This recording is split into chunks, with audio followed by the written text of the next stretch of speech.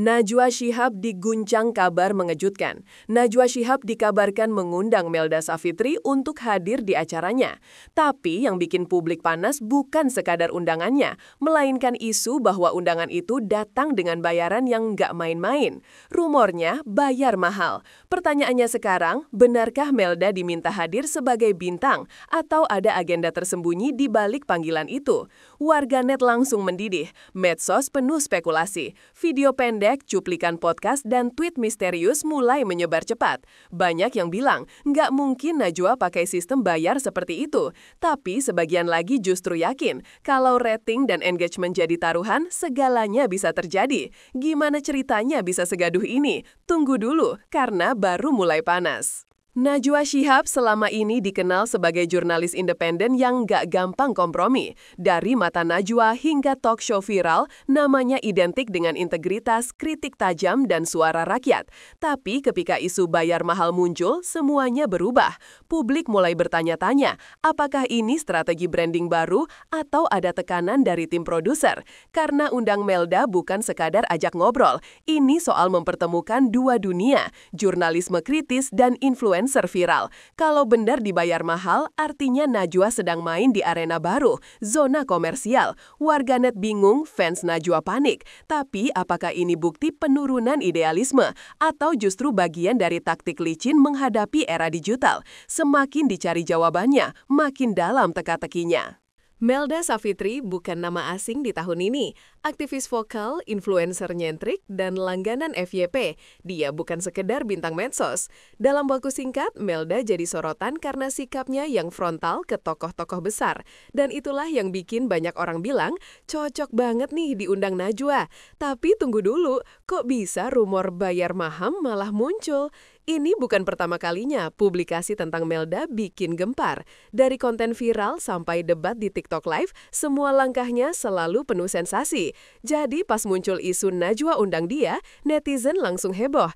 Ini collab idealis atau transaksi endorsement terselubung? Satu hal pasti, Melda bukan sekedar tamu.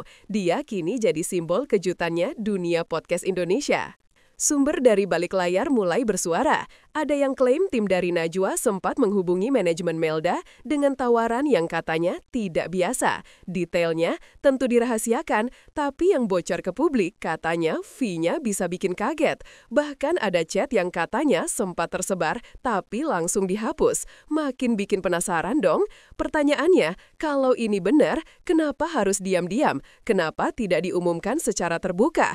Apakah karena fee-nya terlalu tinggi atau karena khawatir publik bakal mempertanyakan integritas acara? Dan yang lebih gila lagi, beberapa akun gosip bahkan menyebut angka yang bikin netizen istighfar. Tapi tanpa bukti kuat, semua masih abu-abu dan justru di situ letak serunya. Bayar mahal langsung jadi trending topik. Tapi siapa sebenarnya yang bilang duluan? Isu ini pertama kali muncul lewat utas Twitter dari akun anonim yang ngaku pernah kerja di balik layar. Katanya, Melda ditawari fee selangit buat tampil di salah satu segmen podcast Najwa. Tapi tunggu, belum ada bukti, belum ada invoice bocor. Semua hanya spekulasi. Justru di sini yang bikin netizen makin panas. Setiap pihak bungkam. Najwa nggak jawab, Melda juga diam. Tapi netizen nggak sabaran. Ada yang bilang ini bisa jadi strategi promosi, bikin penonton makin penasaran. Tapi ada juga yang yakin ini sinyal bahwa konten idealis pun sekarang mulai dikomersilkan total. Drama makin panjang, dan kita semua penontonnya. Sampai sekarang, nggak ada pernyataan resmi dari tim Najwa atau Melda. Padahal publik udah ribut, netizen udah adu argumen, tapi kedua pihak diam. Ini diam yang bikin curiga. Biasanya kalau gosip nggak benar, cepet dibantah. Tapi kali ini sunyi. Dan netizen tahu, dalam dunia media, diam bisa berarti dua hal. Lagi negosiasi di balik layar, atau empang gosip itu benar. Ketika publik menunggu klarifikasi, mereka justru makin yakin ada sesuatu yang sengaja disembunyikan. Pertanyaannya, kenapa diam? Apa karena beneran bayar mahal? Atau karena tim PR belum siap damage control? Diam itu strategi yang licik, tapi efektif. Tapi ingat, netizen zaman sekarang nggak bisa dibungkam pakai sunyi. Kalau Melda memang diundang, apa tujuannya? Apakah untuk membongkar sesuatu yang besar atau untuk mengejar rating lewat tamu kontroversial? Kalau benar dibayar mahal, berarti Najwa atau timnya sedang ambil resiko besar. Tapi bisa juga, ini upaya menyatukan dua kekuatan viral demi satu hal, klik, view, dan engagement. Di era sekarang, undangan bukan soal konten aja, tapi soal strategi. Siapa yang bisa meledakkan trafik? Mungkin undangan ini emang penuh perhitungan. Tapi ingat, begitu uang masuk ke meja redaksi, netizen langsung pasang radar. Dan kalau nggak dijelaskan, spekulasi makin liar. Bayar mahal atau enggak, motif di balik undangan ini tetap jadi misteri yang belum ada ujungnya. Beberapa akun anonim sempat unggah potongan chat dan dokumen yang katanya bagian dari deal antara tim Najwa dan Melda. Tapi anehnya, dokumen itu cepet banget hilang dari peredaran. Ada yang bilang dihapus paksa, ada juga yang bilang itu hoax. Tapi satu hal jelas, ada yang berusaha menutup informasi. Pertanyaannya, kalau nggak ada yang disembunyikan, kenapa semua mendadak bungkam? Bahkan akun gosip pun mulai mundur pelan-pelan, seolah disuruh diam. Apa benar ada kontrak di balik layar? Kalau iya, siapa yang setujuin? Dan siapa yang nyebarin? Dan berapa angka pastinya? Sampai saat ini semua masih ngambang, tapi satu bocoran saja cukup. Undangan Najwa ke Melda ini bukan cuma soal uang, tapi soal benturan dua dunia, media mainstream dan dunia influencer.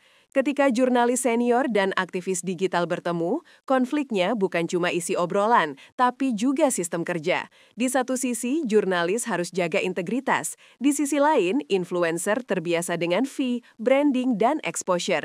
Jadi, ketika isu bayar mahal muncul, semua jadi panas. Ini bukan sekedar kontroversi, tapi juga pertanyaan besar. Apakah media kini ikut bermain di zona yang dulu mereka kritik? Dan apa yang harus dipikirkan publik saat menonton konten yang katanya jujur, tapi diam-diam ada nominal gede di belakangnya. Dunia podcast gak pernah setegang ini. Sampai hari ini, belum ada bukti kuat yang mengkonfirmasi atau membantah isu bayar mahal. Tapi reaksi publik sudah jadi fakta, rasa percaya mulai goyah, dan integritas jadi pertanyaan besar. Baik Najwa maupun Melda masih belum bersuara, tapi netizen udah bikin sidang terbuka di medsos. Ini bukan lagi soal siapa benar atau salah, tapi soal transparansi. Kalau benar ada fee besar, kenapa nggak jujur dari awal? Dan kalau nggak ada, kenapa tidak dibantah tegas? Di tengah semua keraguan ini, hanya satu hal yang pasti, kepercayaan publik sedang diuji. Dan kita sebagai penonton punya hak untuk tahu apa yang sebenarnya terjadi di balik layar podcast terpanas tahun ini.